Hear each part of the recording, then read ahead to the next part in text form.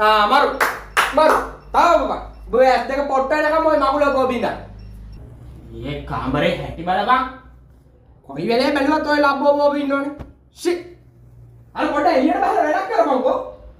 අයියෝ තාත්තේ යන්නකෝ යන්න මට දන්නවද ඔය ෆෝන් එකේ එළිය ඇස් දෙකට කොච්චර දරුණුද කියලා බලපන්කෝ තෝගේ අවුරුදු 25 ඉන්න කලින් ඔය ඇස් දෙක පොට්ට උන්න තාත්තේ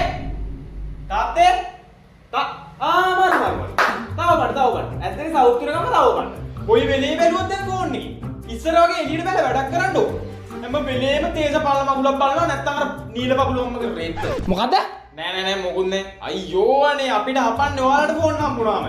දැන් අර ඒ කාලේ දරුණුයි කියපු ෆෝන් එකේ එළිය දැන් දරුණු නැද්ද නේ ඵලයන් බං මට මේක බලන්න දීලා